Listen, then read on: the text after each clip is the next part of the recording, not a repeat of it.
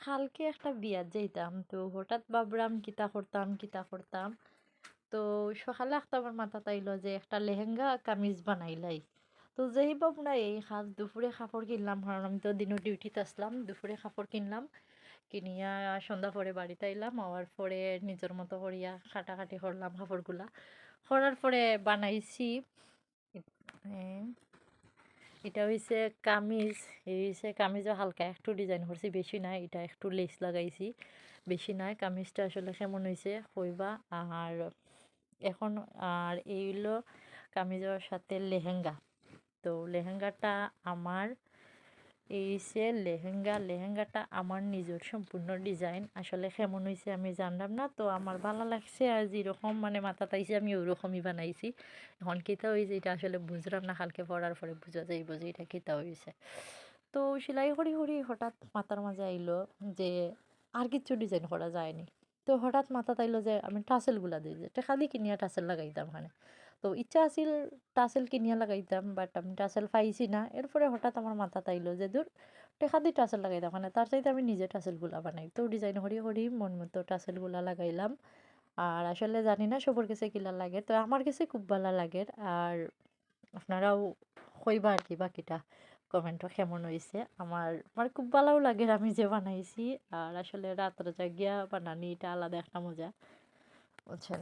আর মজার বিষয় হইলো আরেকটা, মার লাগি একটা ব্লাউজ বানাইলাম। তো মজার বিষয় হইছে যে মায়ও পরবার নীল শাড়ি, আমিও পরবো নীল ড্রেস। তো এর লাগি রাত জাগিয়া চাইলাম কাজটা কমপ্লিট করতাম, যার কারণে আমার রেডি করা। আর বাট ভালাও লাগে যে একজাত ফিনমু বিয়াতে, একজাত ফিন্দিয়া যাইমু মার লগে। মানে আসলে খুব ভালো লাগে এটা। আমি যে রাত জাগরাম তাও মানে আমার কাছে এতটা খারাপ লাগে না, ভালোও লাগে। আর এই হইছে আর কি। এখন আমি বুঝলাম না আসলে কিলা হইছে, আর বুঝলাম তো, কারণ সারাদিন ডিউটি করিয়া সন্ধ্যা পরে আইছি, আইয়া এই গুণটোর লগে লাগছি।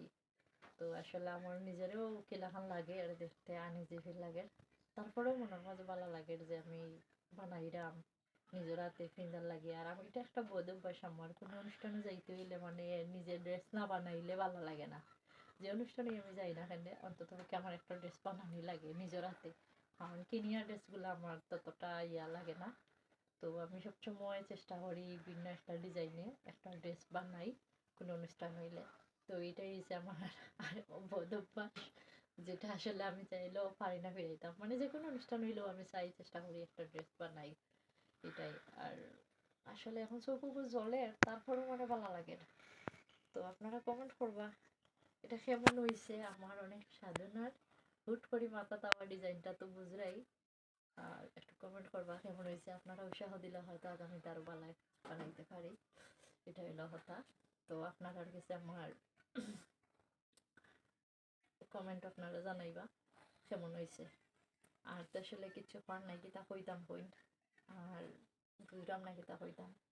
তবে দোয়া করবা, এখনো সময় বাকি রয়েছে কাজ করার।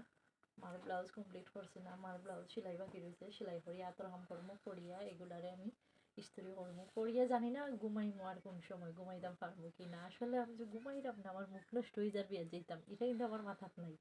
আমার মাথাত মানে আমি এটা কাজ করতাম, মারে ফিন্দাইতাম, আমি ফিনতাম, ফিন্দিয়া যাইতাম, এটা হয়েছে কথা। মানে আসলে বুঝ, এটাই হইলো। আর কি তখন এই হলো আমার সাদর কামিজ। আসলে এটা এখনো রেডি করছি না, বাট রেডি করবো, করার পরে জানি না কেমন হয়েছে। আর এটা হচ্ছে তেমন ডিজাইন করছি না, হালকা একটু লেস দিছি। আসলে মজার বিষয় হলো লেজি হয়েছে না, যার কারণে আর ডিজাইন করতে পারছি না। শর্টকাট একটা ডিজাইন দিয়ে এটা রাখি দিছি। আর কিছু কাস্টমারের কাম আছে, তো ওগুলাও রেডি করতাম, করিয়া দিতাম কালকে সকালে ডেলিভারি। তো বিষয় লইয়া আসলে একটু ফেরার মাঝে আছি। কিতা এইগুলো সাইরাম দিতাম, রেডি করিয়া ইস্ত্রি করতাম, আতর কাম করতাম, করিয়া সকালে গুণ ডেলিভারি দিতাম। তো দোয়া করবো আল্লাহ আমার ধৈর্য শক্তি দিতা যাতে কাজ করতে পারি। আর যতপক্ষে কাজ করলেও দক্ষতার সাথে করতাম পারি, যাতে মানুষের কাজের প্রতি মানুষের মন ভরে, বা আমার কাজগুলা দেখিয়া মানুষের ভালো লাগে।